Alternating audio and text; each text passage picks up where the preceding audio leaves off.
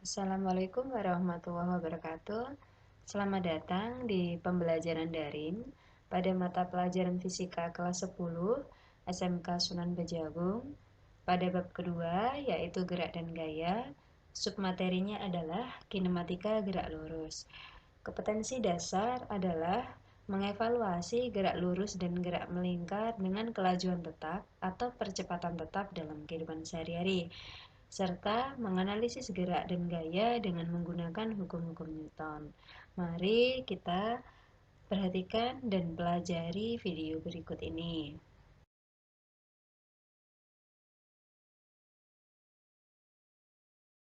Pada video ini diperlihatkan wahana roller coaster. Apa sih wahana ini? Jadi wahana ini merupakan wahana permainan berupa kereta yang dipacu dengan kecepatan tinggi pada lintasan rel khusus.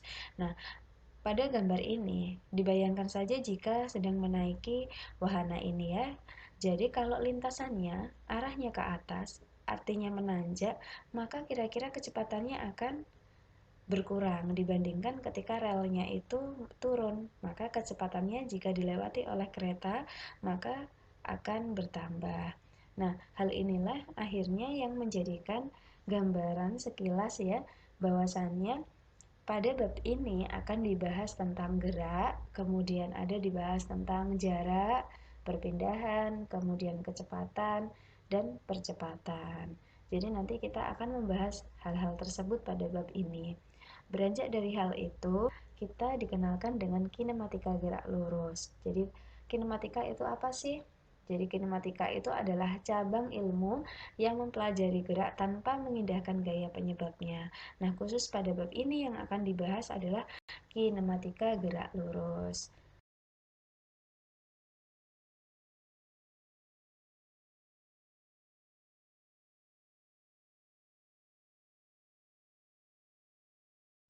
Suatu benda dikatakan bergerak jika benda tersebut berubah kedudukan setiap saat terhadap titik acuan atau titik asalnya. Nah, kalau digambarkan dalam video ini ada gambar seorang anak yang sedang menendang bola. Bola ini mula-mula diam, kemudian bola ini ditendang, maka bola ini akan berubah kedudukannya terhadap titik acuannya atau titik asalnya karena dikenai oleh gaya ya. Nah, beranjak dari hal tersebut, jadi ada juga istilahnya benda itu bisa dikatakan bergerak lurus jika lintasannya berupa garis yang lurus seperti itu. Nah, kemudian dalam gerak dikenal beberapa besaran yaitu perpindahan dan kecepatan. Kita pelajari terlebih dahulu adalah perpindahan. Perpindahan ini bisa dikenal kadang kita menyebutnya adalah jarak. Ternyata jarak dan perpindahan ini memiliki pengertian yang sedikit berbeda. Nah, jarak itu adalah panjang lintasan total yang ditempuh oleh suatu benda, sedangkan kalau perpindahan adalah jarak dari kedudukan awal ke kedudukan akhir.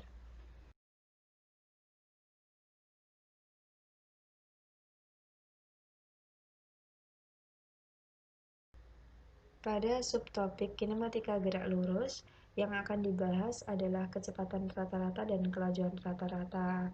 Apa sih kecepatan rata-rata? Kecepatan rata-rata itu adalah perpindahan yang ditempuh tiap satuan waktu dengan rumus V sama dengan S dibagi T. Kemudian, jika kelajuan rata-rata adalah jarak yang ditempuh per satuan waktu selama benda bergerak.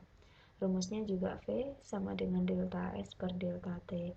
Bedanya adalah terletak pada delta ya. Delta itu maksudnya adalah S akhir yang akan dikurangi S awal. Kemudian kalau delta T berarti T akhir yang akan dikurangi T awal. V itu adalah kecepatan atau kelajuan, S itu adalah jarak atau perpindahan, sedangkan T adalah waktu. Yang membedakan juga antara kecepatan rata-rata dan kelajuan rata-rata adalah jika kecepatan rata-rata itu merupakan besaran vektor, sedangkan kalau kelajuan merupakan besaran skalar.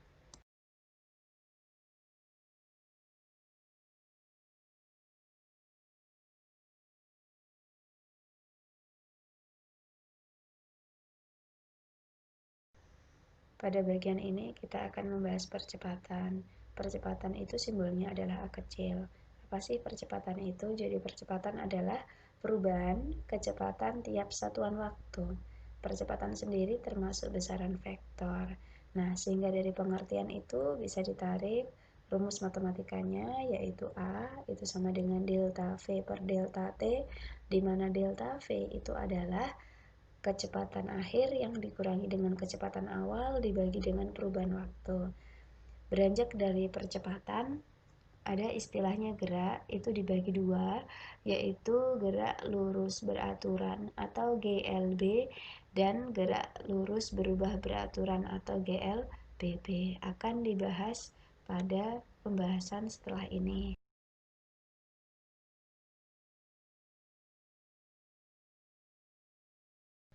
Pada bagian ini kita akan membahas gerak lurus beraturan atau GLB. Apa sih GLB itu? Jadi GLB merupakan gerak dengan lintasan lurus dengan kecepatan yang selalu tetap. Nah, bisa dirumuskan bahwa V itu sama dengan S per T. V itu adalah kecepatan, satuannya adalah meter per sekon. S itu jarak, satuannya adalah meter. Dan T adalah waktu, satuannya sekon. Dari rumus ini bisa dikembangkan. Apabila dicari S-nya berarti tinggal V kali T. Dan apabila dicari T-nya maka bisa dicari dengan S per V. Beranjak dari hal ini, kita bisa hafalkan ya rumus itu agar ketika mengerjakan soal itu lebih mudah.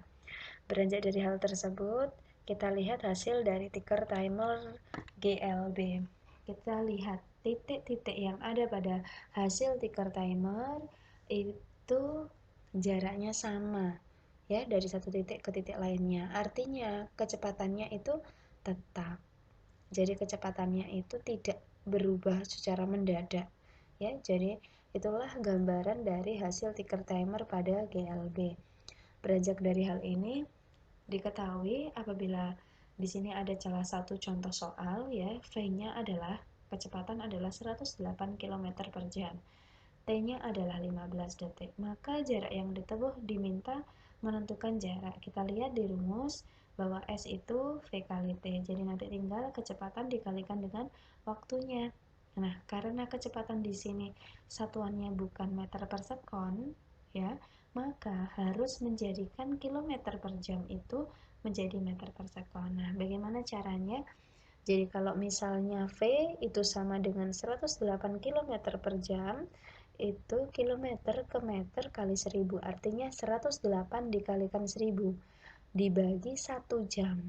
Karena per jam berarti dibagi 1 jamnya adalah 3600, maka ditemukan 30 meter per sekon. Jadi V itu dari 108 km per jam itu setara dengan 30 meter per sekon. Jadi S itu sama dengan V kali T, V-nya 30 kali 15 sehingga S sama dengan 450 meter.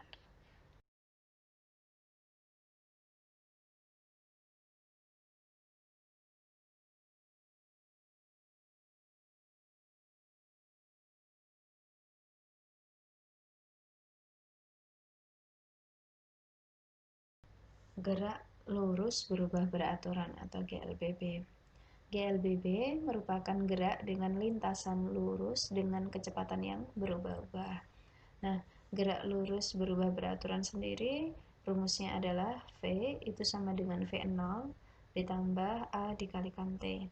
Atau bisa dicari dengan misalnya S sama dengan V0T plus setengah AT kuadrat, atau V kuadrat sama dengan V0 kuadrat plus 2A kali S, dengan keterangan bahwasannya V itu adalah kecepatan. Nah, kalau V0 berarti kecepatan awal, kalau V saja adalah kecepatan akhir. Satuannya sama yaitu meter per sekon. Sedangkan untuk A kecil adalah percepatan atau perlambatan dengan satuan M per sekon kuadrat. Sedangkan T itu adalah waktu tempuh, satuannya adalah S. Sedangkan S adalah jarak, satuannya adalah meter. Nah, beranjak dari hal tersebut, GLBB sendiri itu dibagi dua, ada GLBB dipercepat dan ada GLBB diperlambat. Apabila kecepatan gerak benda itu bertambah secara beraturan, maka itu dinamakan GLBB dipercepat. Nah, kalau GLBB diperlambat itu terjadi apabila kecepatan gerak benda itu berkurang secara beraturan. Sebagai contoh, misalnya kita sedang menaiki tangga, maka secara otomatis kita melakukan GLB diperlambat dibandingkan ketika kita sedang menuruni tangga, maka itu mengalami GLBB dipercepat, kecepatannya bertambah. Nah, seperti itu. Terdapat rumus yang kita bisa gunakan di GLBB dipercepat dan diperlambat. GLBB dipercepat itu jika kita bandingkan ya, dari sebelah kiri itu adalah GLBB dipercepat dan yang di sebelah kanan adalah GLBB diperlambat. Sebenarnya rumus itu sama, yang membedakan adalah tanda plus dan tanda kurangnya. Jadi bisa diingat bahwasannya misalnya kita mau mencari VT atau kecepatan akhir ya, sama dengan V0 ditambah A dikalikan T, itu pada GLBB dipercepat. Berbeda sekali jika kita ingin mencari di GLBB diperlambat, maka VT itu sama dengan V0 dikurangi dengan AT. Nah, beda ya, jadi kalau dipercepat itu ditambah, kalau diperlambat itu dikurangi. Kalian bisa menghafalkan rumus ini untuk mempermudah kalian dalam pengerjaan latihan-latihan soal yang berupa perhitungan. Kemudian beranjak dari hal ini, kita lihat di sisi kanan. Di situ ada hasil dari ticker timer. Nah, di situ dilihat ada titik-titik ya. Gambarnya ada dua dengan keterangan gambar GLBB diperlambat dan gambar GLBB dipercepat. Apa sih bedanya? Jadi kalau titik-titiknya itu semula rapat, kemudian merenggang, artinya kecepatannya akan semakin diperlambat gitu ya. Jadi kecepatannya itu berkurang, maka itu dinamakan GLBB diperlambat.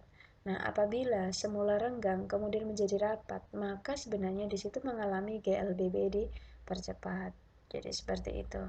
Nah, sekarang beranjak dari hal tersebut, coba berilah contoh peristiwa GLBB dipercepat dan GLBB diperlambat dalam kehidupan sehari-hari. Tuliskan contoh ini masing-masing dua. Jadi untuk GLBB dipercepat itu 2 dan GLBB diperlambat itu 2 di buku tulis kalian. Kemudian akan saya bahas di video selanjutnya.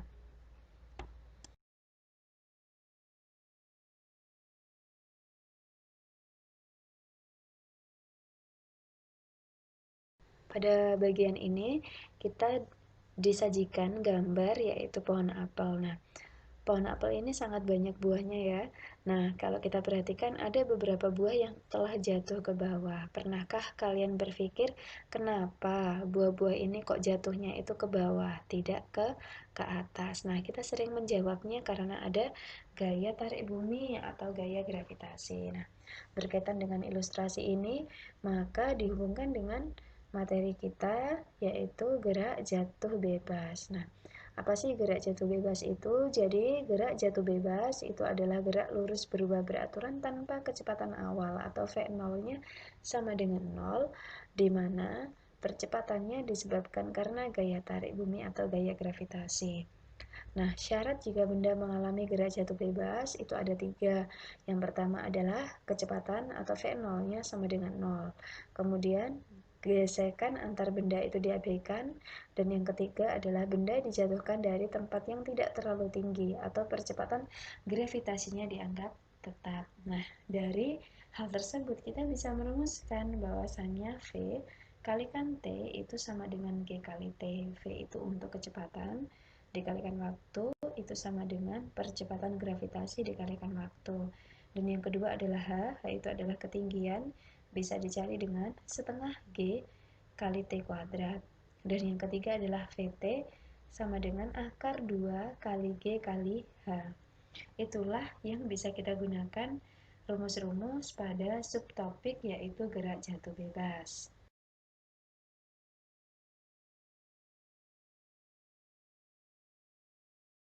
Mungkin itu yang bisa saya sampaikan mengenai materi gerak dan gaya dengan submateri kinematika gerak lurus. Kita bertemu di video selanjutnya. Sampai jumpa. Terima kasih atas perhatiannya. Saya akhiri. Wassalamualaikum warahmatullahi wabarakatuh.